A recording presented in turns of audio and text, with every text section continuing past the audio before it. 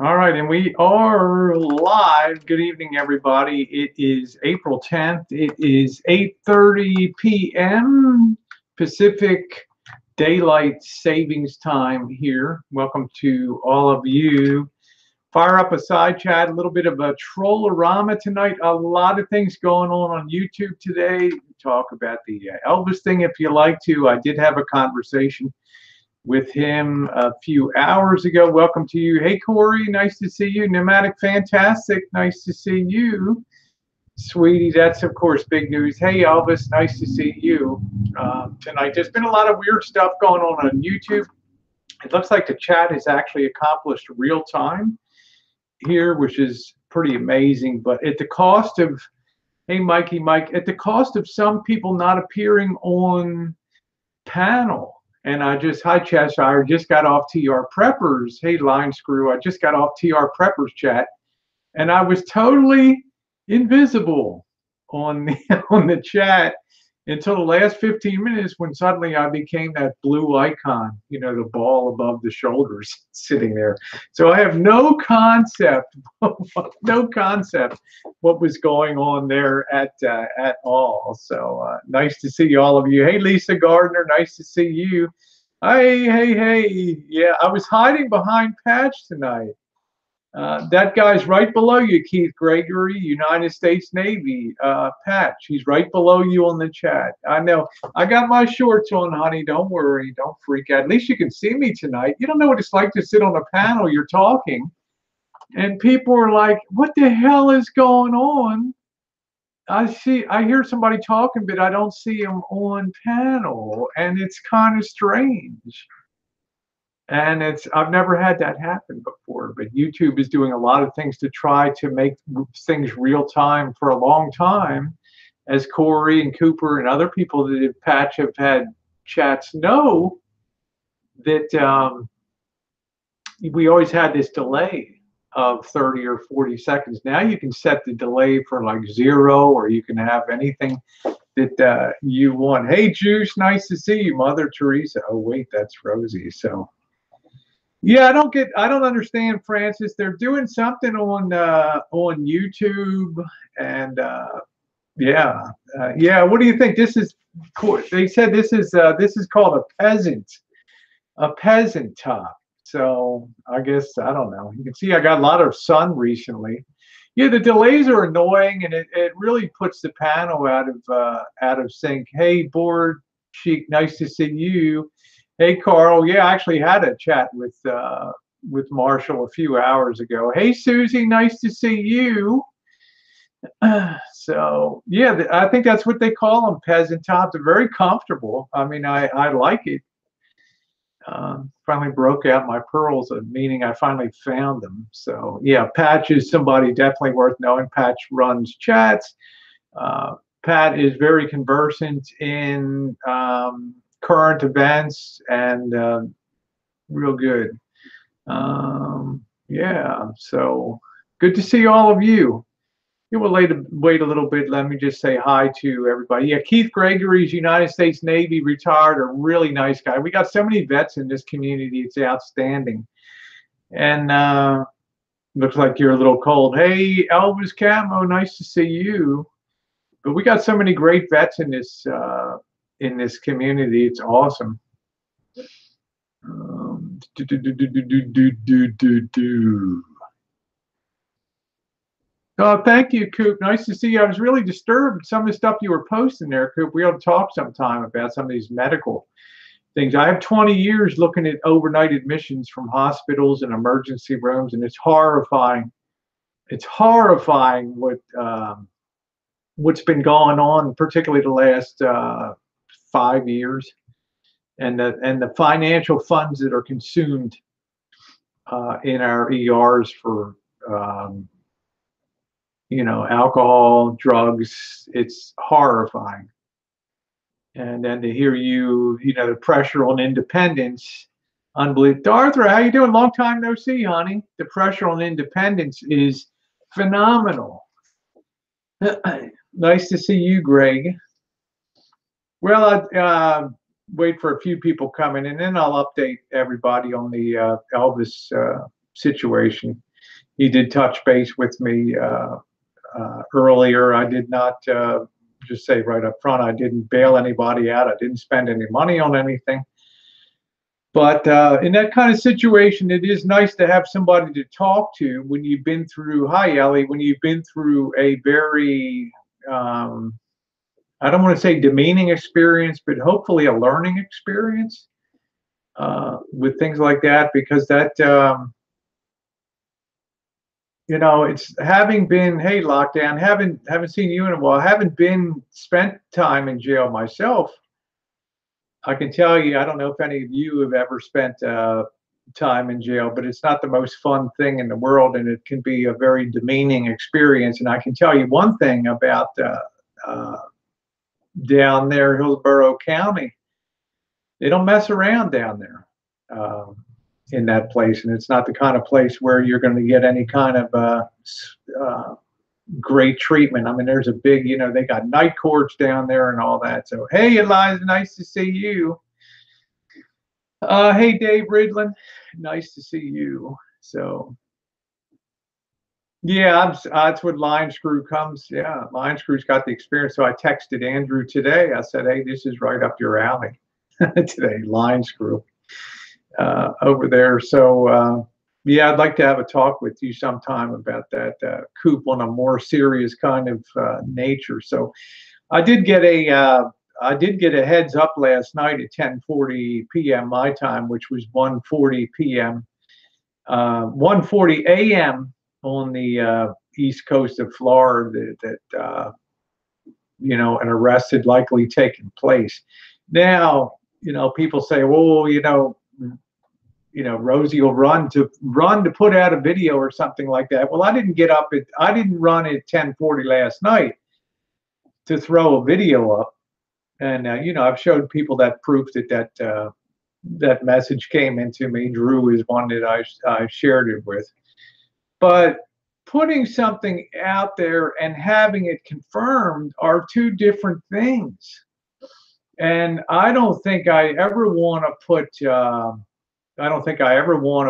a video up where it might not end up being factually correct, because it's a great way to be crucified in a community. So I just sat on that and went to bed and got up this morning and did my job and figured it'll probably come out, because we have people here that are subscribed to you know, Florida feeds and national feeds of arrest records, and all you have to do is you come in the morning, you put the person's name, type it in, and it comes up, and boom, somebody hit a match today, and they were off to the races on that. So, hey, Andrew Hondo, nice to see you. He was released at I think 5:30. I think it was 5:30 p.m. Narse did come and get him. Now, you can say what you want about Narse, but in my opinion, if it's a family member of yours, you know, and the police, imagine you go in with your cell phone and the police take your cell phone. Yeah, you're allowed to make your phone call, but you're not allowed to use your cell phone to do it. They say, hey, there's the phone that you use to make the call, and go for it, go ahead.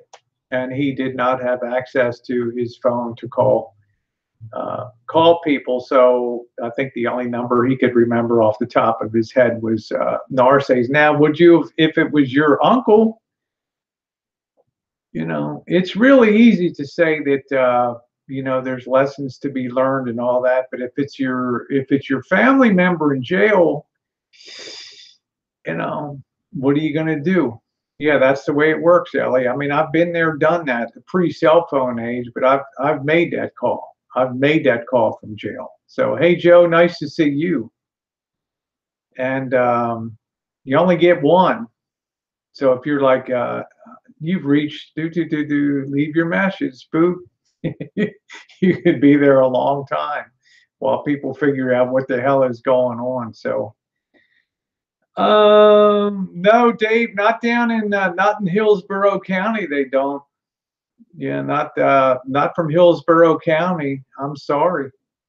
Yeah, that's it, Dill. I'd be the same way if it was my family. I'd have to get them too, unless it was a terrible, absolutely a terrible crime. I cannot just leave a family member in there. Yeah, that's what I'm saying, Joe King. If anybody, nice to see you. Yeah, if anybody else, there'd be, there would be hell to pay. There's lessons to be learned and all that.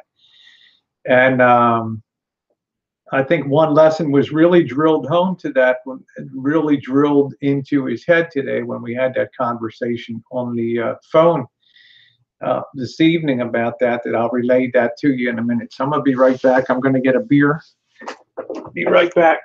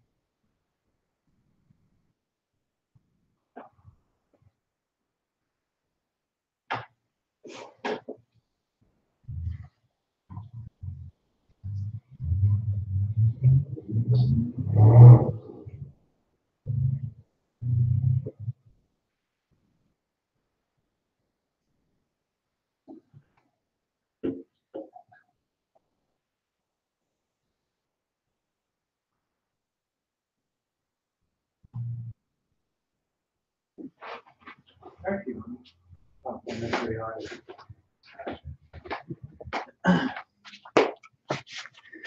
All right, there we go. Okay, okay. Nice to see Corey in here tonight. Yes, I can tell you, Corey. So Puggett is definitely female, 100%. Hey, Joseph Kane, nice to see you. I did a video this afternoon, and I think I entitled it something like Elvis arrested. And 1:30 a.m. is not the time that you want to discuss constitutional issues with police.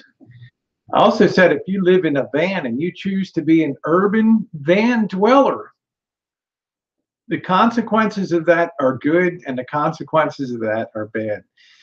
On the plus side, which I enjoy urban boondocking myself, I like it. I'm horrified, petrified of being out in the wilderness in the countryside and having absolute silence. Unless I'm hearing small arms discharge going off in the night and screams piercing the night, I'm not really comfortable. Or accidents, metal on metal, people bottoming out their cars and stuff like that. Hay fits. I'm not comfortable. But if you're going to be in an urban setting and you're going to live in a van, one of the consequences of that is your world is going to be very small because we're creatures of habit. So if you find a Walmart that you're comfortable and they're not bothering you, your tendency is always to see that as your safe place. And also when you're thank you, Susan, when you're a van dweller, your hours, I've noticed, you don't see any early bird van dwellers out that are up, maybe out in Bob Wells country and Quartzsite and stuff. But for urban boondockers, your hours kind of get shifted. So maybe you get used to going to bed at like 3 o'clock in the morning and you get up at noon. So the issue is you start to get out of phase with the rest of the world. So imagine this scenario last night. You're at your comfortable spot. You're parked on a parking lot and it's 1:30 at night and you're talking on the phone. And then the cops come through and routinely see you sitting there talking on the phone in the driver's seat. Well, are you going to be curious or not? I mean, you're police officers, right? You're on the lookout for unusual activity. So you see somebody that's in a van and they're talking on the phone and it starts to look a little sketch. Do you have probable cause to go up and talk to that person and ask them, what are you doing? You know, what's going on? How you doing tonight?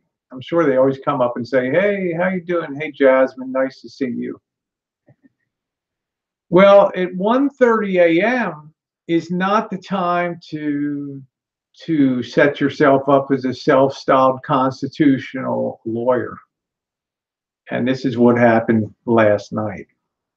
You know, you have two black policemen that approach your vehicle, and not that it really matters. Sure as hell doesn't matter to me. You know, it's all equivalent in the world, but you know, it can be to some people a little bit disconcerting.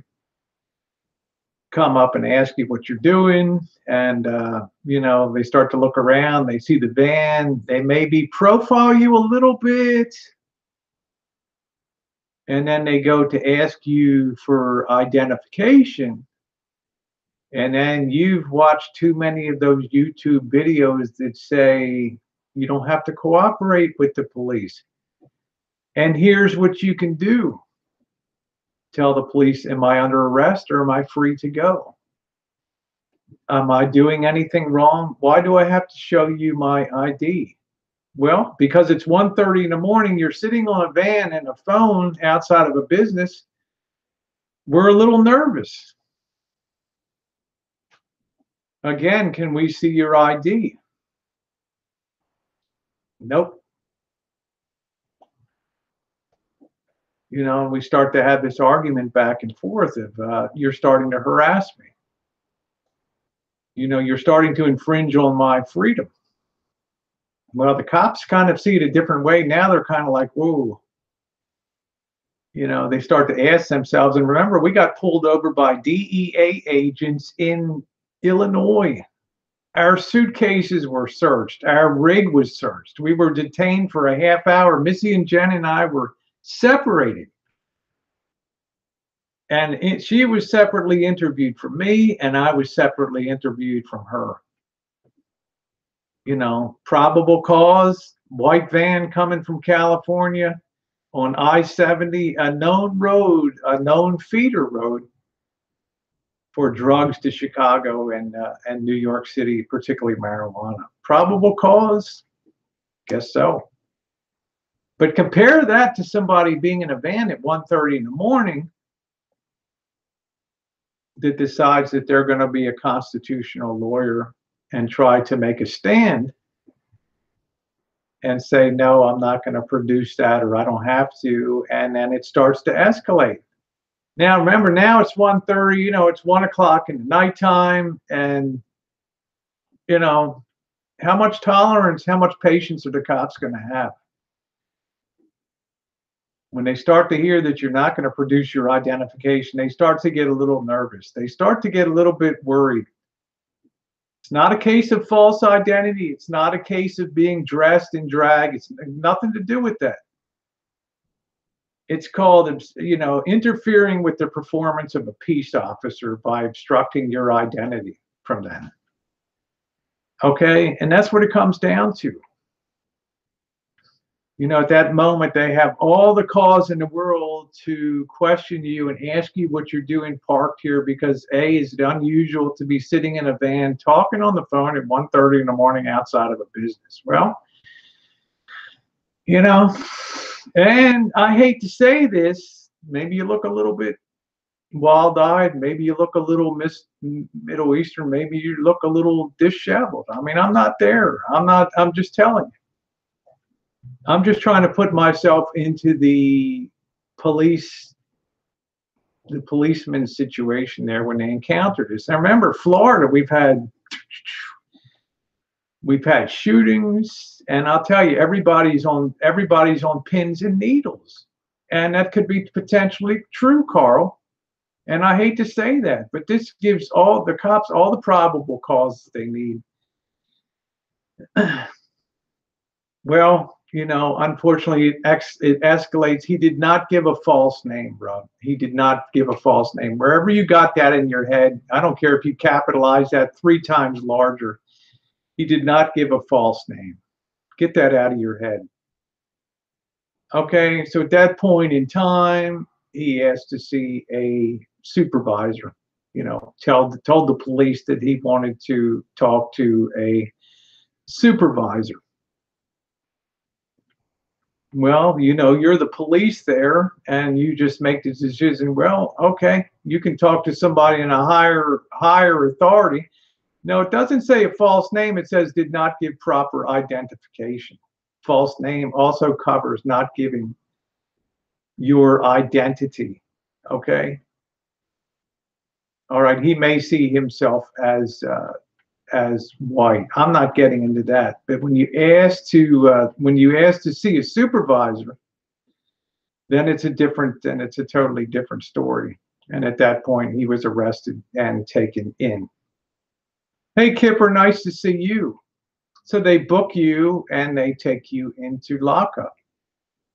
So, to my understanding this evening, of course, they're not going to leave the rig parked at the parking lot. So, yeah, people assume a lot of charges based on the terms that they use for arrest, but they're very generic. That's right, Corey. That's exactly correct.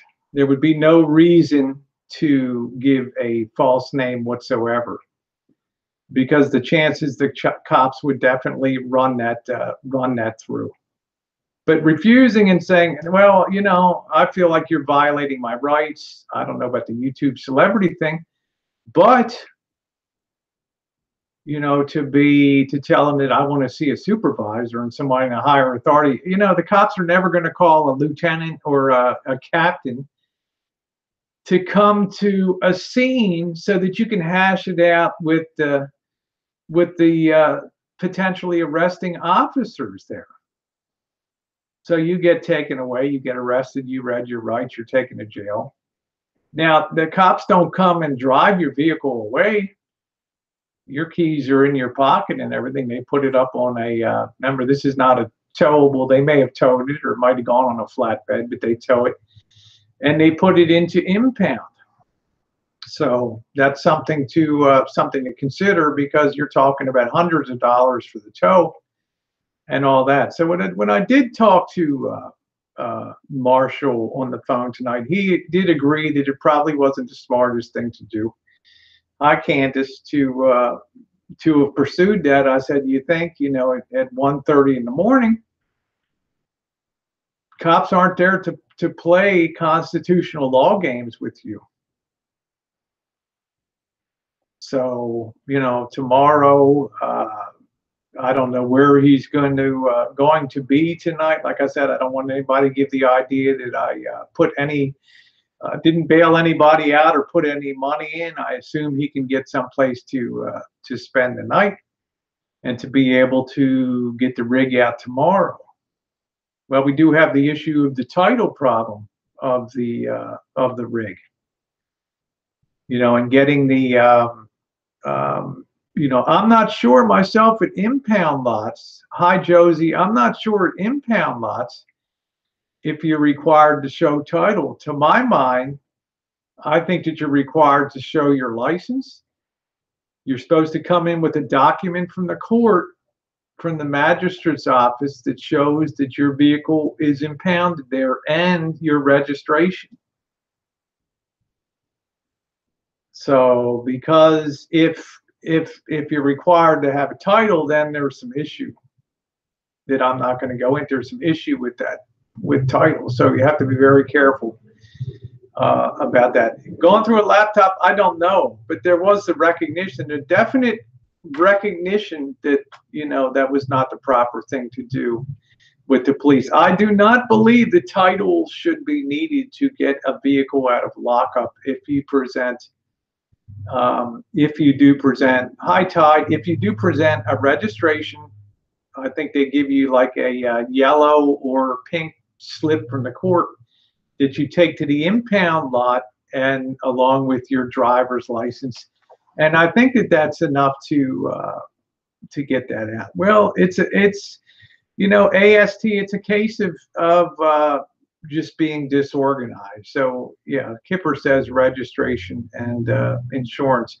So I think if you have that, I think that's okay. Tampa's impound 75 and 125 a day. I think the tow comes in somewhere around north of $300, because it's not a car. You know, it's a Class B. It can't just go on a normal tow hook. You know, it has the high top and all that, and it's almost 9,000 pounds.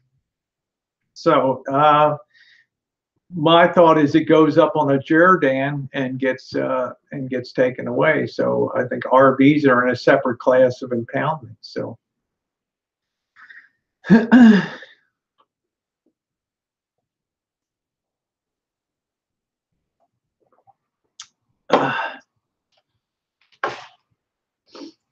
oh boy, you have 300 plus. If you well, yeah, that's what I'm saying. So there was a recognition that this was not a very smart thing to do. So other charges, I don't think so. I think this thing, yeah, I think this thing is very confined to just what happened on there. So Rujic says you need a driver's license. Let me see what this says. Yeah, you need a, what does that say? This chat's moving fast here. You need a driver's license, proof of it, and the VIN number of registration. Okay, so I think a registration card is, yeah, it's going to chew through. It'll chew through a lot of. It'll chew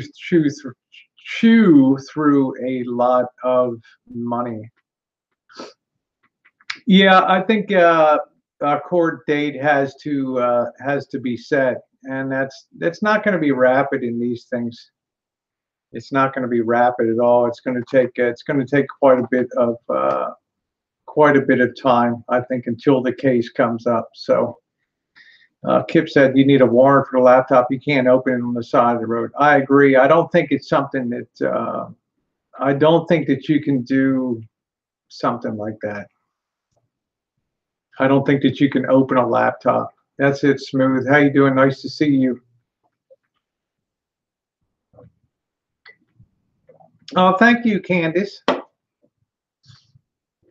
Yeah, thank you, Fierce. So, yeah, so that's what happened down there tonight. And, you know, we'll have to see. I mean, it's going to chew through some money, obviously.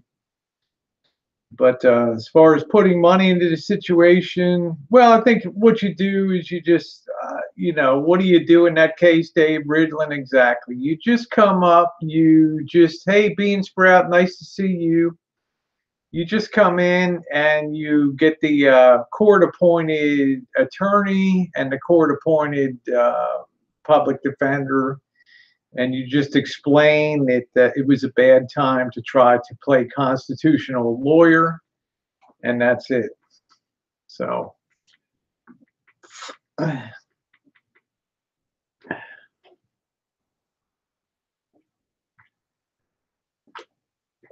nice to see you. So that's not the kind of thing that you want to do at you know, 1:30 tomorrow. So I think that's the way it'll come down. I don't think he has a record of notes, so it's probably just a slap on the wrist, and that's it.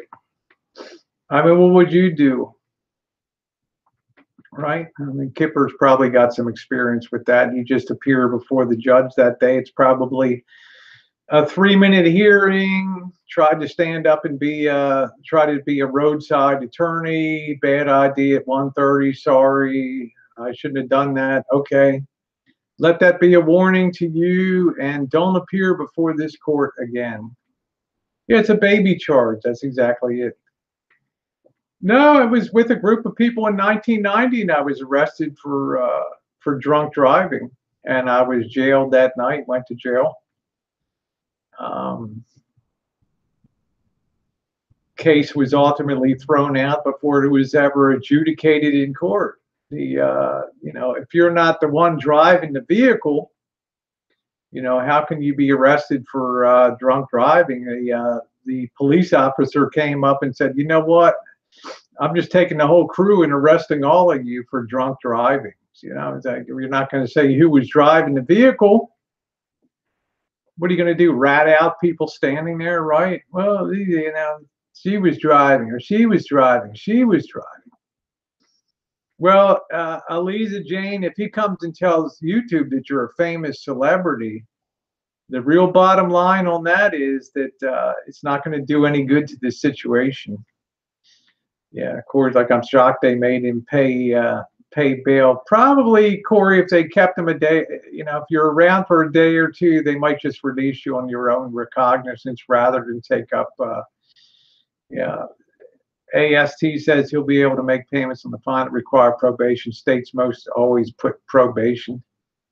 But there wasn't any violence involved. There wasn't any resisting arrest or anything like that. It was just somebody who watched too many YouTube videos about standing up for your own rights and resisting the police state and all that. So he admitted as much that he shouldn't have watched a lot of those. He doesn't have a record. To do that was not a very smart thing. Not a very smart thing to do tonight.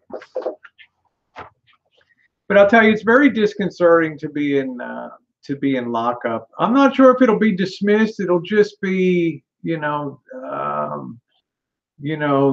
guilty, but we're just going to let it go with no fine, no penalty. Don't appear before this court again. Yeah, Menegerson, you're funny. That is funny.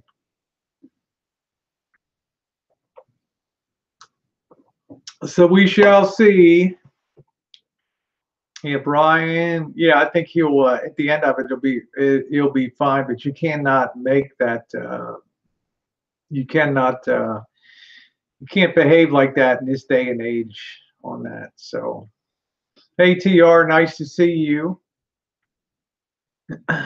So it's not something I would do. But anyway, I wanted to just let you guys know what had happened over there.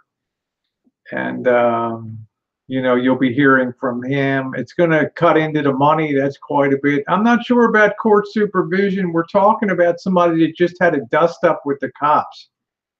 Hey, Annie, nice to see you. And I'm not sure how much that warrants. I mean, we're not talking about resisting arrest. We're really talking about a failure to properly provide identification upon request, and you're impeding a peace officer in the carrying out of their duty. At least that's the way I see it. So it's the way I see it. Withholded you doing your first charge in Florida. Yeah, I think that will find. Yeah, come out, Cupcake, wherever you are. Okay, so I just wanted to update you guys on that. I've got to be up early tomorrow morning. Missy, Jen, and I have to go somewhere and pick something up tomorrow.